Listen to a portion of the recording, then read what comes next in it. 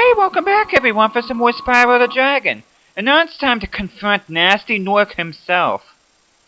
Now, I really struggle to even call this a boss battle, and you'll see once I actually get to him, but as you can see, he has his own little fortress here, which I don't know why my voice isn't working with me right now, but as you can see, there's good old friends there, thieves. There are actually two of them, and each one of them hold a key, but first make sure you get all the treasure here, and what I like to do here is just stay in motion, because I've noticed that if you stay idle, then Gnasty has a very good chance of blasting you with his wand, which it won't turn you into crystal, but it hurts regardless, so do be careful with that.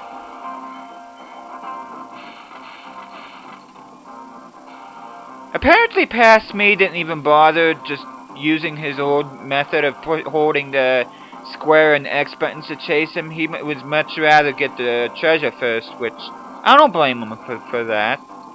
But apparently this one he decided to.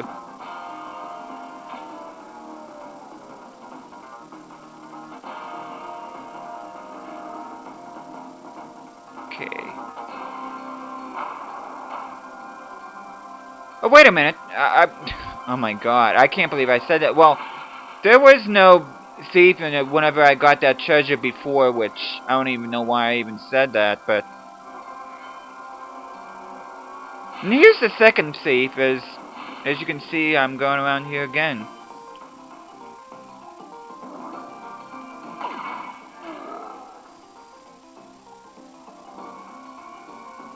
Here's the thief once again. And yes, you can actually, and if you use my method, you can actually outrun him, as you can see. But there you go. With that key out of the way, we can actually go and confront Gnasty. Like I said before, I struggle to even call this a boss battle. All you do is just chase him around here, and once you get to him, just flame him, and he'll keep running until you flame him again.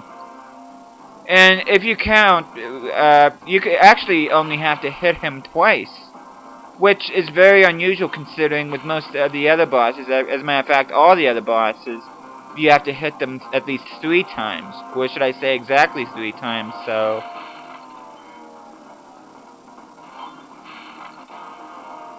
If I didn't have to worry about the treasure, I could actually use my X plus square method on him to chase him down to the end, but you're gonna end up needing to get this treasure anyway, especially if you're going for 100%, so...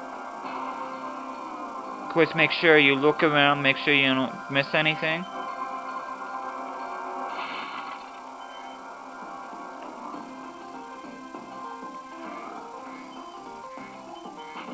It's nice that the treasure is in a straight line like that. And yes, Gnasty Gnorc is pretty much a coward, so anytime you go near him, he will run from you. And here's I'm using the X plus square method here.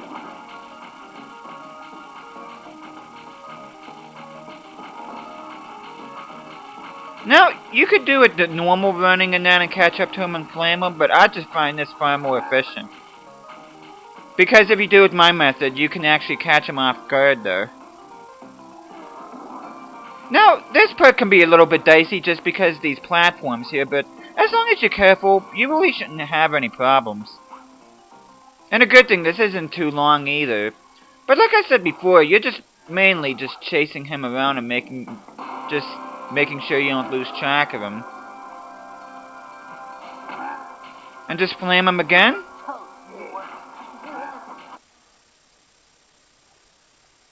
Yeah, and that's pretty much it. Probably the most anticlimactic boss battle in the entire original trilogy. What about Gnasty Gnorc? Gnasty Gnorc is toast. So now there's order again in the Dragon Kingdom? Well, mostly. I still got some treasure to pick up. What will you do next? I'd say the sky's the limit.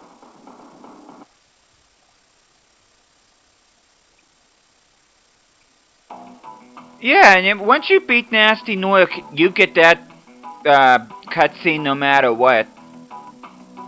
And as you can see here are the credits, but they're not really the end credits. I mean, they are the end credits, but they're not the true ending. And of course, there's still a bit to go yet. And for those of you that have played this game before and are watching this, you're probably thinking, well, Teddy, how come you didn't do any of the flight levels?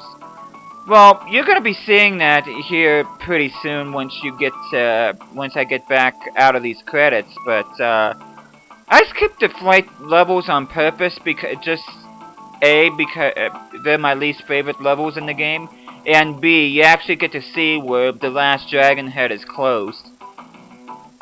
And there's also one last dragon, because you probably saw it in Twilight Harbor when we rescued the last dragon with 79 dragons instead of 80, so that means we do have one last dragon to rescue.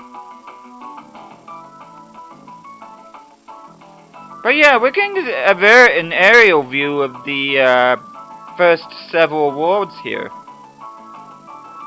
Of course, we just passed over the highest point in Clifftown, but Stuart Copeland, absolutely love his music. He does a fantastic job, especially with the original trilogy. And if I'm not mistaken, he did the score for Enter the Dragonfly as well. Clancy Brown, another good voice actor right there. Those of you that watched Avatar: The Last Airbender, he was actually Long Feng. Of course, Carlos Alazraqui, those of you who know him from Rocko's Modern Life. He also was the voice of the Taco Bell dog. I'm not sure if any of you remember him, but yeah, he was the Chihuahua for several years for Taco Bell.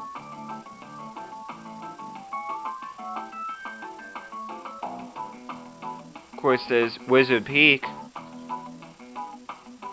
One of my favorite levels in the entire game, though, it can trip you, especially if you're trying to get everything here and using the supercharge.